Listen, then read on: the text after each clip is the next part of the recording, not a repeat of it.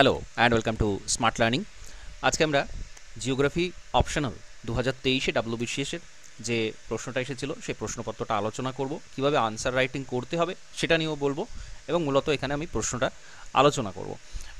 কীরকম মার্কস আসতে পারে, কোনগুলো অ্যাটেম্প করা উচিত, কী রকম প্রশ্ন এই বছর এসেছে সেইগুলো নিয়ে আমি মূলত আলোচনাটা করব। তো আপনারা অবশ্যই দেখবেন আমি এখানে কিভাবে আনসার লিখতে হবে সেটাও কিন্তু একটা এক্সাম্পল তুলে নিয়ে এখানে বলবো। তো প্রথমে বলা রয়েছে, যেটা বলা থাকে যে যতগুলো প্রশ্ন অ্যাটেম্প করতে হবে সেটুকুই করতে হবে, এক্সট্রা করলে সেটার মার্কস পাওয়া যাবে না। ইংলিশ বা বেঙ্গলি ভার্সন যে কোনো একটা ভার্সনে লিখতে হবে, দুটোতেই লিখলে চলবে না।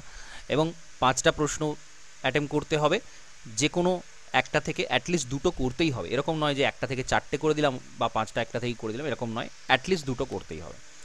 আর যারা ডায়াগ্রাম দেবেন তাদের কিন্তু আলাদা করে মার্কস দেয়া হবে, সরাসরি প্রশ্নপত্রে উল্লেখ রয়েছে। সুতরাং যতটা সম্ভব সময়ের মধ্যে ম্যাক্সিমাম থেকে ম্যাক্সিমাম ডায়াগ্রাম কিন্তু প্রত্যেকটা প্রশ্নতে দিতে হবে। তো দেখব গ্রুপ এতে কি প্রশ্ন এসেছে। Question number 1, distinguish between weathering and mass wasting. Weathering এবং মাস ওয়াস্টিংয়ের পার্থক্য, আবহবিকার এবং পুঞ্জিত ক্ষয়ের যে পার্থক্য সেটা লিখতে বলা হয়েছে। একদম ডাইরেক্ট কোয়েশ্চেন, এবং এটাতে মাত্র 5 আছে। ঠিকঠাক লিখলে 5-এ 4.5, 4, 4.5 কিন্তু পাওয়াই যায়। হয়তো ফুল মার্কস দেবেন না বা দিতেও পারে, কোনো পরীক্ষক দিতেও পারে, যেহেতু সব থেকে কম এখানে ভাঙা রয়েছে 5 number. Examine the factor and process of mass wasting. Mass ওয়াস্টিংয়ের কারণ এবং পদ্ধতি দুটো আলোচনা করতে বলা হয়েছে। 10 নাম্বার রয়েছে এখানেও কিন্তু 5+5 এখানে রয়েছে, হিডেন রয়েছে, এটা বুঝতে হবে। State the postulate and principle of dynamic equilibrium. Dynamic equilibrium theory, হ্যাকের যে থিওরি, ক্ষয়চক্রের যে থিওরি ডায়নামিক ইকুইলিব্রিয়াম, সেটাকে এখানে আলোচনা করতে বলা হয়েছে। ক্ষয়চক্র থেকে দেওয়া হয়েছে প্রশ্নটা, 25 নম্বরে দেওয়া হয়েছে। তো জিওমরফোলজি থেকে কিন্তু এই প্রশ্নটা এসেছে, জিওমরফোলজি পোর্শন থেকে 40 নম্বরে এই প্রশ্ন এসেছে। তো এটা ডায়নামিক ইকুইলিব্রিয়াম থিওরি, যেগুলো থিওরি বেসড কোয়েশ্চেন সেগুলো কিন্তু অ্যাটেম্প করাটা বুদ্ধিমানের কাজ। কারণ হ্যাক যেটা বলেছেন বা যার থিওরি তিনি যা বলেছেন আমরা যদি সেটা বলে দিতে পারি সমস্তটাই, তাহলে কিন্তু মার্কস এখানে ম্যাক্সিমাম পাওয়া যাবে। কারণ এখানে আমাদের এক্সট্রা কিছু আনার বার্ডেন নেই বা কিছু বাদ দেওয়ারও প্রয়োজন নেই, বাদ দিলে সেটা মার্কস কাটা যাবে। কিন্তু যেটুকু যিনি বলেছেন তার কথাটা, তার থিওরিটা আমরা যদি তুলে দিতে পারি তাহলে সেখানে ম্যাক্সিমাম মার্কস আমাকে কিন্তু দিতে হবে, কারণ তার বাইরে আর কিছু হয় না।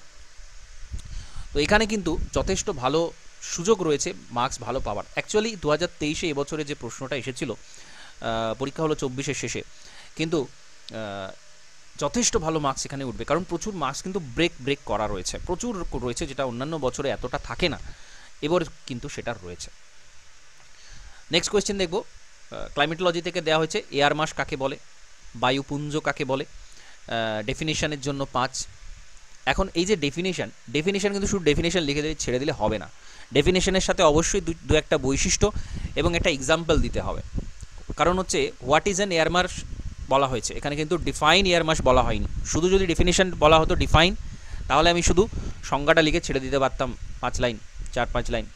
কিন্তু এখানে হোয়াট ইজ বলা হয়েছে, তার মানে আমাকে ওপেন রাখা হয়েছে, এটা কি আমাকে বোঝাতে হবে, পরীক্ষককে বোঝাতে হবে এটা কি, হোয়াট ইজ এয়ার মাস। তো সেটার জন্য আমি কিছু বৈশিষ্ট্য লিখব, কিছু এক্সাম্পল আমি দেব। তো এই তবে একটা পুরো পাতা অ্যাটলিস্ট এখানে ইউজ করতে হবে 5 নাম্বারের জন্য, এবং এখানে কিন্তু 5-এ 5ই পাওয়া যায় আমরা যদি সঠিকভাবে সেটাকে উল্লেখ করতে পারি। Classify is stating your basis. তো এটাকে শ্রেণীবিভাগ করতে বলা হয়েছে, এর ভিত্তি অনুসারে কোনো একটা ভিত্তিতে শ্রেণীবিভাগ করতে বলা হয়েছে। অ্যাকচুয়ালি এটা মেরিটাইম, কন্টিনেন্টাল এরকম ডিভিশনগুলো করা হয়, তো সেই অনুযায়ী এখানে ক্লাসিফিকেশনটা করা হয়েছে। আর অবস্থান অনুযায়ী, অক্ষাংশ অনুযায়ী করা হয়, পোলার, ইকুইটোরিয়াল এরকমভাবে করা হয়। তো সেই বেসিক্সটা উল্লেখ করে এটা পড়তে বলা হয়েছে। Explain the process of air mass modification with associated changes in weather condition. Air mass modification কাকে বলে সেটা বলতে হবে, এবং weather condition change, weather condition change কীভাবে হচ্ছে এয়ার মাস মডিফিকেশনের সাথে সাথে, এয়ার মাসের পরিবর্তনের সাথে সাথে কীভাবে ওয়েদার কন্ডিশন চেঞ্জ হচ্ছে সেটাকে বলতে বলা হয়েছে।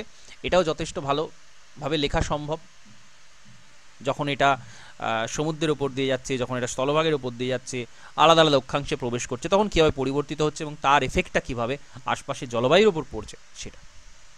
গীতা প্রিন্সিপাল অফ বাক্স থিওরি অফ ফ্রন্টোজেনেসিস। ফ্রন্টোজেনেসিসের যে প্রসেস, অর্থাৎ ফ্রন্ট তৈরি হওয়ার যে প্রসেস, একদিক থেকে উষ্ণবায়ু এলো, একদিক থেকে শীতল বায়ু এলো, উষ্ণবায়ুটা শীতল বায়ুর উপরে গাবে উঠে গেল এবং এখানে একটা প্রাচীর তৈরি হলো, বায়ু প্রাচীর।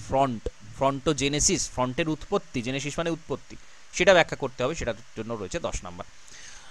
তো এখানে এইভাবে আমাদের কিন্তু বলতে বলা হয়েছে এবং যথেষ্ট ভালো করে ভাঙা রয়েছে কোয়েশ্চেন, আমরা দেখলেই বুঝতে পারবো কীভাবে ভাঙা রয়েছে।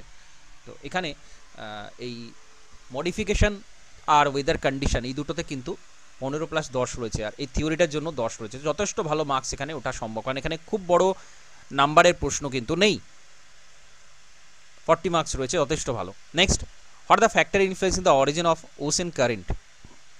সমুদ্র স্রোত উৎপত্তির কারণ কি? ফ্যাক্টরস, কারণ কি? Account for the ocean current in the Atlantic ocean, Atlantic ওশেনের যে কারেন্টগুলো সেইগুলো এক্সপ্লেন করতে বলা হয়েছে, যথেষ্ট ভালোভাবে করা সম্ভব। টিএস ডায়াগ্রাম কিভাবে এয়ার মাস আইডেন্টিফিকেশানে হেল্প করে, টিএস ডায়াগ্রাম নিয়ে বলতে বলা হয়েছে এবং সেটা কিভাবে ওয়াটার মাস আইডেন্টিফিকেশানে হেল্প করে সেটা বলতে হবে। অ্যাকচুয়ালি এটা দিয়েই করা হয় টেম্পারেচার স্যালিনিটি ডায়াগ্রাম, উষ্ণতা এবং লবণতা যে মানচিত্র, সে যে ডায়াগ্রামটা করা হয় একসাথে, উষ্ণতা এবং লবণতা দিয়েই কিন্তু আমরা ওয়াটার মাসকে আইডেন্টিফাই করতে পারি। ওয়াটার মাসের কতটা ঘনত্ব রয়েছে, সেটা এই কতটা লবণতা রয়েছে সেটার উপর ঘনত্বের সাথে এটা একটা কানেক্টেড বিষয়, টেম্পারেচারের সাথেও কানেক্টেড বিষয়। তো সেটা দেখে আমরা বলতে পারি যে এটা আলাদা এয়ার মাস কিনা, আলাদা জলপুঞ্জ কিনা, সে তার বৈশিষ্ট্যটা কিন্তু টিএস ডায়াগ্রামে ক্যারেক্টার দিয়েই এখানে নিশ্চিত করা হয়। তাহলে এখানে 15+15+10 এখানেও কিন্তু যথেষ্ট ভালোভাবে লেখা সম্ভব। আটলান্টিক ওশেনের কারেন্টসগুলো আমি যদি সঠিকভাবে বলে দিতে পারি এবং একটা ডায়াগ্রাম দিতে পারি সুন্দর, তাহলে এখানে 15-র মধ্যে যথেষ্ট ভালো মার্কস আসবে, কারণ যতগুলো ওশেন কারেন্ট হয় তার বেশি তো হয় না। এটা কিন্তু ওপেন এন্ডেড কোয়েশ্চেন নয়, এটা ক্লোজড কোয়েশ্চেন। তো আমরা সেগুলো যদি বলে দিতে পারি তাহলে আমরা ম্যাক্সিমাম মার্কস এখানে পাবো। ওশেন কারেন্টের অরিজিনেরও তো একটা নির্দিষ্ট ফ্যাক্টর হয়, তার বেশি তো হয় না। তো সেইগুলো আমরা সঠিকভাবে যদি উল্লেখ করতে পারি তাহলে ম্যাক্সিমাম মার্কস এখানে পাওয়া যায়। প্রবলেম হয় কখন বা ওপেন এন্ডেড হয়ে যায় কখন? যখন কোনো একটা ভূমিরূপ জিজ্ঞাসা করা হয়। ভূমিরূপ কিন্তু অজস্র হয়, অসংখ্য হয়। কোনো ভূপৃষ্ঠের ভূমিরূপ, কোনো নদীর কাজ, বায়ুর কাজ ইত্যাদি ইত্যাদি নানা রকমের যে কাজ রয়েছে সেগুলোর যে ভূমিরূপ, সেগুলো কিন্তু অসংখ্য ভূমিরূপ হয়, অসংখ্য। তো সেগুলো লিখতে দিলে সেটা কিন্তু ওপেন এন্ডেড হয়ে যায়। সেটার জন্য এক তো প্রচুর ডায়াগ্রাম দিতে হয়, সমস্ত কিছু ম্যাক্সিমাম ডায়াগ্রাম দিতে হয়। তো তারপরেও কিন্তু সেটা শেষ হয় না, আরও থেকে যায় অনেক। যাই হোক, এখানে কিন্তু সেরকম প্রশ্ন দেওয়া হয়নি, এখানে ক্লোজড কোয়েশ্চেন দেওয়া হয়েছে, সুতরাং ম্যাক্সিমাম মার্কস এখানে পাওয়া যাবে। আর সবথেকে যেটা বেস্ট কোয়েশ্চেন বলা যেতে পারে এই কোয়েশ্চেনের মধ্যে রয়েছে সেটা হচ্ছে এখানে বলা রয়েছে, এখানে টিকা লিখতে দেওয়া হচ্ছে অনেকগুলো, 5-5-এ 25 নম্বরেরই শুধু টিকা রয়েছে, বাকি 15 নম্বরে একটা বড় প্রশ্ন রয়েছে, বাকিগুলো সব শর্ট কোয়েশ্চেন। ম্যাক্সিমাম মার্কস এখানে পাওয়া যায়। ইকোটোন কাকে বলে, হোমিওস্টেসিস কাকে বলে, ইকোলজিক্যাল নিচ কাকে বলে, ইকোলজিক্যাল পিরামিড কাকে বলে, বায়োকেমিক্যাল সাইকেল কি, এবং নাইট্রোজেন সাইকেলটাকে এক্সপ্লেন করতে যাচ্ছি, যেটার জন্য 15 নম্বর। এবং নাইট্রোজেন সাইকেলটা মোস্ট ইম্পর্টেন্ট, যতগুলো সাইকেল আছে এবং এটা যথেষ্ট ভালোভাবে কিন্তু ব্যাখ্যা করা সম্ভব। 15 নম্বরের জন্য এনাফ। অনেক সময় এরকম হয় যে একটা কোয়েশ্চেন দেওয়া হয়েছে 20 থেকে 30 নম্বর একটা কোয়েশ্চেন দেওয়া হয়েছে, কিন্তু সেটা ততটা লেখা সম্ভব নয়। এখানে কিন্তু সেরকম নয়, এখানে যথেষ্ট এক্সপ্লেন করা সম্ভব। এখানে এত সুন্দর একটা কোয়েশ্চেন, প্রত্যেকটা আমাদের টিকা দেওয়া হয়েছে। তো কীভাবে টিকাগুলো লিখবো? আমরা জানি যে কোনো খাতা যখন আমরা পাই, খাতা পাওয়ার সাথে সাথে কিন্তু একটা বর্ডার দিয়ে দিতে হয়। এখানে উপস্থাপনটা কিন্তু মোস্ট ইম্পর্টেন্ট। চারিদিকে বর্ডার দিয়ে দিলাম, প্রত্যেকটা পাতাতে রয়েছে সেটা প্রথম থেকে শেষ পর্যন্ত। এবং ইকোটোন বা এই যতগুলো আমি এর আগেও বলছিলাম যে ডেফিনিশন যখন টিকা এখানে হিসেবে লিখতে দেওয়া হয়েছে, ইকোটোন প্রথমে আমরা একটা সংজ্ঞা লিখব, সুন্দর করে একটা সংজ্ঞা ডেফিনিশন লিখব, আর অবশ্যই এটা বক্স করে রাখবো এখানে ডায়াগ্রাম দেওয়ার জন্য। ইকোটোন মানে হচ্ছে দুটো পরিবর্তনশীল পাশাপাশি অবস্থিত দুটো বাস্তুতন্ত্রের মধ্যে যে সিমিলারিটি অঞ্চলটা রয়েছে, সীমান্তবর্তী অঞ্চলে যে জায়গাটাতে দুটো বাস্তুতন্ত্রের বৈশিষ্ট্য দেখতে পাওয়া যায় তাকে ইকোটোন বলা হয়। তো সেটা আমরা ডায়াগ্রাম দিয়ে উপস্থাপন করব, সেই জায়গাটা সংজ্ঞা দেব এবং তারপরে কিন্তু খুব সুন্দর করে বৈশিষ্ট্যগুলো লিখতে হবে। শুধুমাত্র সংজ্ঞা দিয়ে ছেড়ে দিলে হবে না, বৈশিষ্ট্য লিখতে হবে যে এটা দুটো বাস্তুতন্ত্রের মধ্যবর্তী অঞ্চলে দেখতে পাওয়া যায়, এটা একটা পরিবর্তনশীল অঞ্চল, এখানে জীব বৈচিত্র্য প্রচুর পরিমাণে দেখতে পাওয়া যায়, এক্সেট্রা এক্সেট্রা। আর শেষে অবশ্যই এখানে উদাহরণ দিতে হবে যে ধরা যাক একটা সমুদ্রের বাস্তুতন্ত্র রয়েছে, একটা নদী এসে সেখানে পড়েছে এবং তার মাঝের যে খাঁড়ি অঞ্চল, দুটো অংশের মধ্যে যে খাঁড়ি অঞ্চল সেটাকেই বলা হচ্ছে ইকোটোন। এবং আমরা প্রপার সেই খাঁড়ি অঞ্চলটাকেও দেখাতে পারি। ইকোটোনে একটা এরকম ডায়াগ্রাম আমরা দিলাম, এইখানটা ইকোটোন, এটা হচ্ছে সমুদ্র, এটা হচ্ছে নদী, এটা হচ্ছে খাঁড়ি। এরকমভাবে আমরা একটা ডায়াগ্রাম দিলাম। আরেকটা ডায়াগ্রাম আমরা একেবারে এরকম দিলাম যে নদী এসে মিশছে, আমরা জানি যে বিভিন্ন ডেল্টা তৈরি করে নদী মেশে, এবং এইখানকার এই যে অংশটা, এই যে খাঁড়ি অঞ্চল যেখানে নদী কিনা সমুদ্রে মিশছে, এই যে সীমান্তবর্তী যে প্রান্তবর্তী অংশগুলো, সেই জায়গাটাতে কিন্তু আলাদা করে বাস্তুতন্ত্রে মিক্সিং একটা এরিয়া, যেখানে উভয় সম্প্রদায়ের উভয় প্রকৃতির জীব সেখানে দেখতে পাওয়া যায়, মিক্সড জীব দেখতে পাওয়া যায়। তো এইটা হচ্ছে ইকোটোন। আমরা এইভাবে এক্সপ্লেন করলাম ডায়াগ্রাম দিয়ে, দুটো ডায়াগ্রাম আলাদা আলাদা দিলাম।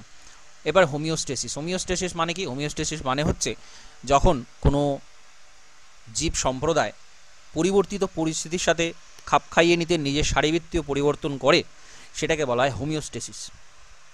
তো নানান রকমের হোমিওস্টেসিস আছে। যারা হোমিওস্টেসিস করতে পারে তারা টিকে থাকে, যারা পারে না তারা টিকতে পারে না। তো হোমিওস্টেসিসের ক্ষেত্রে আমরা এখানেও কিন্তু ডায়াগ্রাম দিতে হবে, যে যে সমস্ত জীব তারা কিন্তু পরিবেশের সাথে সাথে মানিয়ে নিতে পারে, তারাই কিন্তু যোগ্যতমের উদ্বর্তন যে তত্ত্ব, সেই তত্ত্ব অনুযায়ী তারা কিন্তু ফাইনালি পরিবেশে টিকতে পারে, নাহলে কিন্তু তারা টিকতে পারে না, তারা কিন্তু হারিয়ে যায়। এবং যে সমস্ত বৈশিষ্ট্যের মধ্যে লিখতে হবে, যে সমস্ত ছোটোখাটো জীব রয়েছে, ছোটোখাটো প্রাণী রয়েছে বা উদ্ভিদ রয়েছে, তারা কিন্তু পরিবর্তিত পরিবেশে সেইভাবে খাপ খাইয়ে নিতে পারে না, তারা কিন্তু চট করে হারিয়ে যাওয়ার সম্ভাবনা তাদের থাকে। এরকম ইকোলজিক্যাল নিচ, পুষ্টি সংগ্রহের এলাকা, জীব যেখান থেকে তার পুষ্টি সংগ্রহ করে সেটাকে ইকোলজিক্যাল নিচ বলে।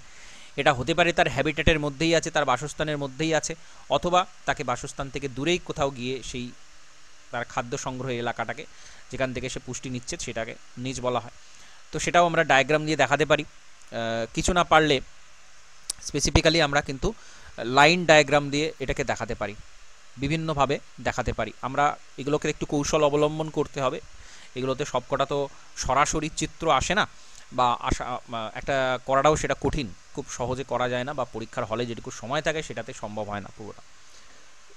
তো আমরা এখানে একটা দেখালাম যে বাঘ যেখানে থাকছে জঙ্গলের মধ্যে, জঙ্গলের একটা কেন্দ্রবিন্দু এরিয়াতে বাঘ থাকে, এবং একটা বাঘ যেখানে থাকে তার আশপাশে কিন্তু অন্য বাঘ কিন্তু থাকে না, একজনই থাকে সেখানে।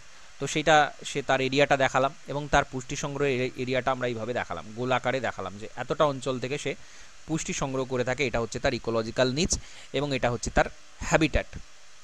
এইভাবে আমাদের কিন্তু ইনোভেটিভ পদ্ধতিতে এক একটা ডায়াগ্রাম, এক একটা ইলাস্ট্রেশন আমাদের করতে হবে, তবে কিন্তু আমরা ম্যাক্সিমাম মার্কস পাবো। আমাদের খাতাটা বাকিদের থেকে আলাদা হতে হবে, যে কোনো প্রকারে আলাদা হতে হবে, কারণ এগুলো বারবার পরীক্ষকরা দেখে অভ্যস্ত, দীর্ঘদিন ধরে, মানে কয়েক বছর ধরে তারা একই জিনিস দেখতে অভ্যস্ত, তাদেরকে কিছু আলাদা চোখে লাগাতে হবে।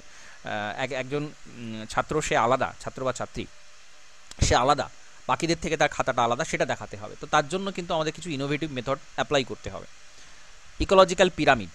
তো পিরামিডের কথা আমরা জানি, বিভিন্ন ধরনের হয়, বাস্তুতন্ত্রের পিরামিড, শক্তির পিরামিড হয়, পুষ্টির পিরামিড হয়, নানা রকমের পিরামিড হয়, এবং তার সাথে সাথে যে উল্টানো পিরামিডের যে কনসেপ্টটা, সেটাও কিন্তু আমাদের বলতে হবে। পিরামিড নর্মাল হয় এবং পিরামিড উল্টানো হয়, কারণ এখানে ওপেন এন্ডেড কোয়েশ্চেন দেওয়া হয়েছে, আমাদের কিন্তু এক্সপ্লেন করতে হবে এবং এক পাতা মতো লিখতেই হবে। এবং যেটা স্ট্রাকচার বললাম, সংজ্ঞা, ডেফিনিশন, বৈশিষ্ট্য এবং শেষে উদাহরণ, এবং তার সাথে ডায়াগ্রাম, তবে কিন্তু একটা স্ট্রাকচার, একটা কোয়েশ্চেনের আনসার দেওয়ার যে প্রসেস, সেটাকে আমরা বলবো কমপ্লিট করতে পেরেছি আমরা। নেক্সট, বায়োজিওকেমিক্যাল সাইকেল, এখানেও 5 দেওয়া হয়েছে, এটাও খুব সুন্দর করে আমরা বলতে পারি। বায়োজিওকেমিক্যাল যে চক্রাকার পদ্ধতিতে যে সমস্ত পুষ্টি পদার্থ সেগুলো পরিবেশ থেকে বিভিন্ন জীবদেহে, এবং সেখান থেকে মাটিতে, সেখান থেকে আবার পরিবেশে বা বায়বীয় পরিবেশে ফিরে আসে, তাকে বলা হচ্ছে বায়োজিওকেমিক্যাল সাইকেল। কতগুলো সাইকেল হয় সেগুলো এক্সপ্লেন করতে হবে। বায়বীয় চক্র হয়, পুষ্টি চক্র হয়, সেগুলোকে বলতে হবে, উদাহরণ দিতে হবে। এবং নাইট্রোজেন সাইকেলটা পরপর একদম ডায়াগ্রাম বেসিসে। নাইট্রোজেন সাইকেল খুব সুন্দর করে বলা যায়, অনেক সুন্দর এর ব্যাখ্যা রয়েছে, ডিটেলস ব্যাখ্যা রয়েছে। আমি সেই ডিটেলস ব্যাখ্যাতে যাচ্ছি না, কিন্তু এটা খুব সুন্দর একটা কোয়েশ্চেন ছিল, এইটুকু বলার। যারা এটা অ্যাটেম্প করেছেন তারা কিন্তু ম্যাক্সিমাম মার্কস পাবেন। এছাড়া প্রজেকশন থেকে কোয়েশ্চেন হয়েছে, ম্যাপ প্রজেকশনে ক্লাসিফিকেশন দিয়েছে 10 নম্বরে। রিয়েল স্কেল লক্সিড্রোম স্ট্যান্ডার্ড প্যারাল কাকে বলে, কনস্ট্যান্ট হবে কোন, এগুলো কিন্তু এই টার্মগুলোকে এক্সপ্লেন করতে বলা যায়। খুব সুন্দর একটা কোয়েশ্চেন এখানে আবারও দেওয়া হয়েছে। থিমেটিক ম্যাপ কাকে বলে এবং তার ডিফারেন্ট টাইপ কী কী রয়েছে সেটার জন্য 10। তো এখানেও ভালো মার্কস কিন্তু পাওয়া সম্ভব যারা এই প্র্যাকটিক্যাল জিওগ্রাফির যে পোর্শনটা যারা অ্যাটেম্প করেন, এখানেও কিন্তু অনেকটা, কারণ এখানে খুব কমজনই এগুলো অ্যাটেম্প করেন, এখানে মার্কসটা কিন্তু দেওয়া হয়। যাই হোক, গ্রুপ বিতে কি বলা হচ্ছে দেখব।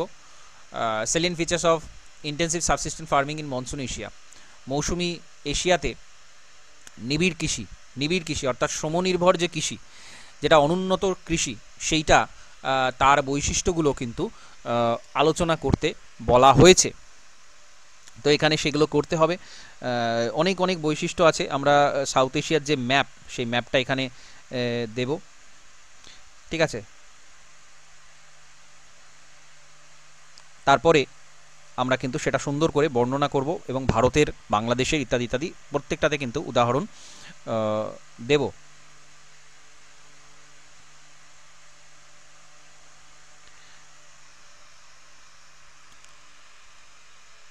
দক্ষিণ এশিয়ার ম্যাপটা কিন্তু আমাদের এখানে ড্র করতে হবে।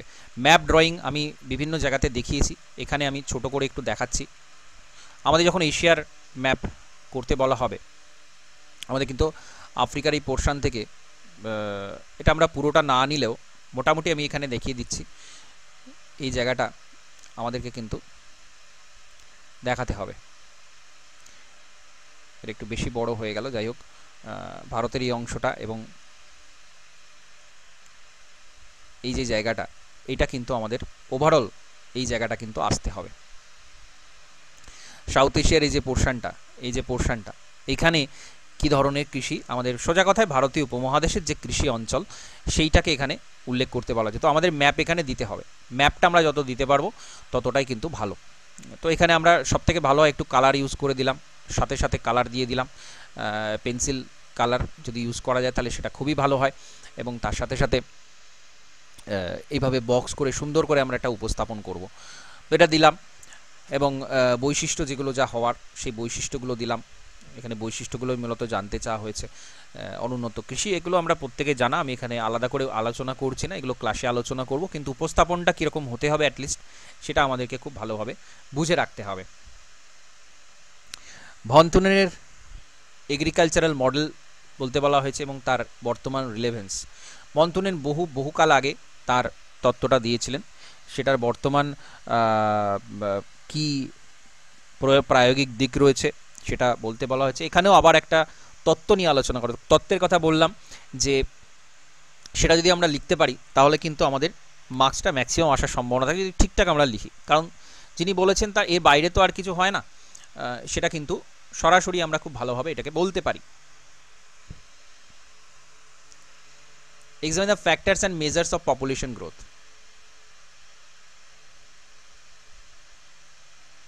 Factors and measures দুটো আলাদা করে বলা হয়েছে এবং এই জন্য 10+10 কিন্তু 20 আছে। Next, patterns and trend of growth of the world population with annotated diagram. তো এইখানেও প্যাটার্ন জিজ্ঞাসা করা হয়েছে, সারা পৃথিবীর জনসংখ্যার কি প্যাটার্ন রয়েছে, আর কি অর্থাৎ কোথায় কীরকম জনসংখ্যা সেটা বলতে হবে, কোথায় ঘন বেশি, কোথায় ঘন কম, ইত্যাদি ইত্যাদি। Trend of growth of world population with annotated diagram. Trend of growth, কিভাবে ঐতিহাসিক সময়ের সাথে সাথে বৃদ্ধি পেয়েছে, বর্তমান সময় কীভাবে বৃদ্ধি পাচ্ছে এবং আগামী দিনে কি হতে পারে সেইটা নিয়ে কিন্তু বাকি অংশটা বলতে হবে। অর্থাৎ এখানে 10 প্যাটার্ন, 10 আর গ্রোথ কিভাবে হয়েছে সেটা 10।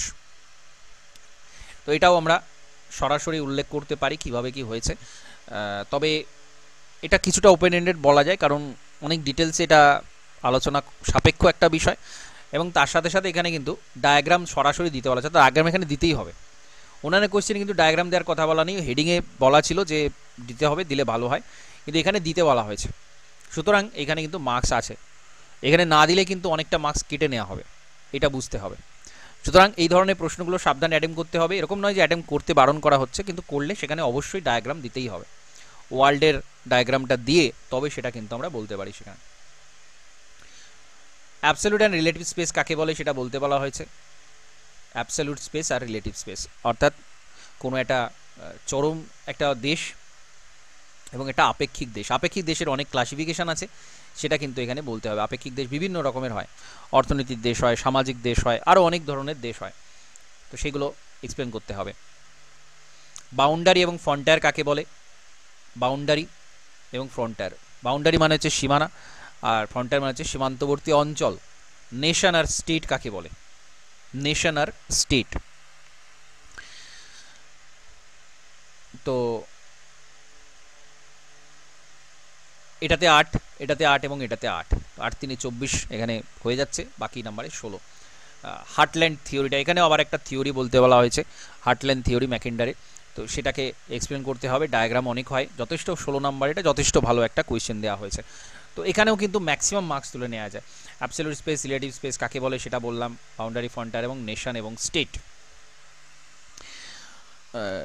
তিনটেরই ব্যাখ্যা আমরা করব এবং প্রত্যেকটাতে কিন্তু আমরা ডায়াগ্রামও দিতে পারি, বা ডায়াগ্রামও দিতে পারি। অ্যাবসলিউট স্পেস বলতে কোনো একটা আমরা ম্যাপ এঁকে দিলাম, এর একটা অঞ্চল, ধরা যাক আমরা ওয়েস্ট বেঙ্গলের ম্যাপটা আঁকলাম, আমাদের কিন্তু সমস্তটাই খুব হাতের কাছে রাখতে হবে, আমাদের সবসময় এটা কিন্তু অভ্যাস করে রাখতে হবে, যাতে করে আমরা যে কোনো জায়গাতে খুব দ্রুততার সাথে একটা ম্যাপ কিন্তু এঁকে দিতে পারি। কিচ্ছু না, এটা করতে কয়েক সেকেন্ড সময় লাগে, অথচ পরীক্ষক কিন্তু এটাতে আকর্ষণ অনুভব করবেন।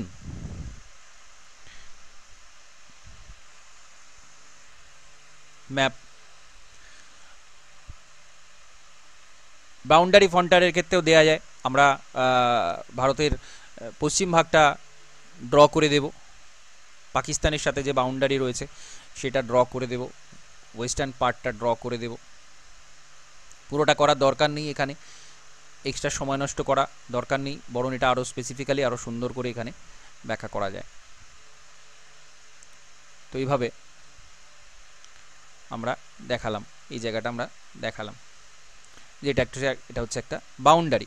কিন্তু আমরা যখন ফ্রন্টায়ারের কথা বলবো, ফ্রন্টায়ার মানে কিন্তু সীমান্তবর্তী একটা অঞ্চলের কথা আসছে, সীমান্তবর্তী একটা অঞ্চলের কথা আসছে, এই অঞ্চলটাকে কিন্তু আমরা বলবো ফ্রন্টায়ার।